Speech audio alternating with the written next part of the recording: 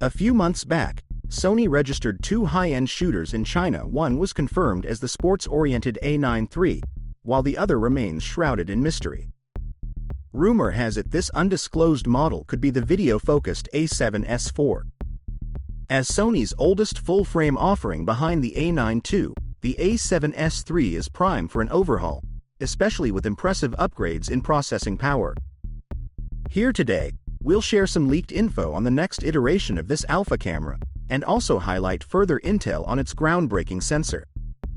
So, will the Sony A7 IV be worth the wait? Let's find out.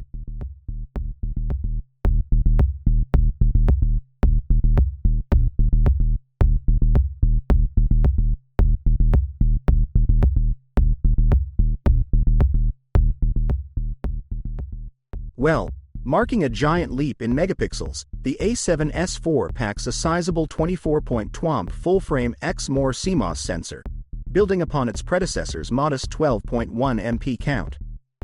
To keep pace, it couples this with the blazing Bian's XR picture processor, along with the latest AI processing unit borrowed from the high-resolution A7R V. With these advancements in image processing under the hood, the camera unlocks refined 4K recording at up to 120 FPS for tack-sharp detail in scenes with rapid motion. And while it was uncertain whether a mid-20 MP sensor was capable of 6K or 8K capture, we've gotten confirmation that an approximately 20% increase in photosites enables 6K across the full width, paving the way for uncompressed raw footage and oversampled 4K without undesirable cropping. In a pioneering move for alpha cameras aimed at pros, indications point to the A7S IV debuting a revamped dual-layer sensor composition reminiscent of recent Sony Xperia flagships.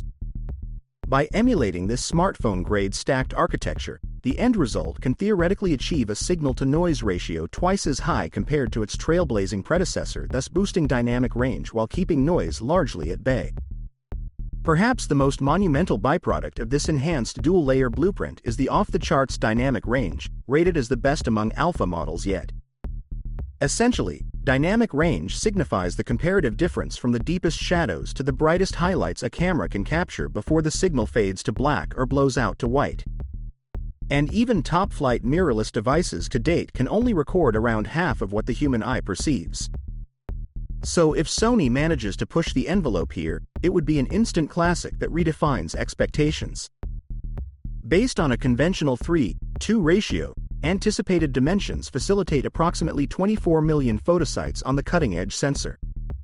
Factoring in a pioneering dual-layer structure unlocks tremendous potential, especially for low-light and high-sensitivity shots. While fresh for alpha shooters, Sony already proved this sensor tech in their Xperia 1 through 5 handsets, where splitting photodiode and logic layers breeds superior light gathering and conversion accuracy that eluded predecessors. Early feedback indicates this empowers the A7S IV to achieve radical light sensitivity and noise handling gains. Delving beyond the transformational sensor, the A7S IV doubles down on pro video amenities like dual-gain ISO, S-Log4 Gamma, illuminated record buttons, a refined display assist mode for shot previewing, and timecode functionality for syncing multicam setups. An upgraded 5-axis system provides up to 8 stops of shake correction through gyro sensors and enhanced algorithms. The higher resolution 3.68 million electronic viewfinder runs seamlessly at 120 FPS for perfect shot alignment and focus tracking. Plus a side-flipping touchscreen, dual US2 SD slots, and extensive connectivity options make this a highly competent production workhorse. Given the preceding life cycles, anticipate a Q1 2024 product launch. And with supply chain woes and lingering inflation, be prepared for a whooping shock of the A7S IV's $3,500 MSRP. Perhaps upward of $4,500 for body only based on market conditions, to be honest.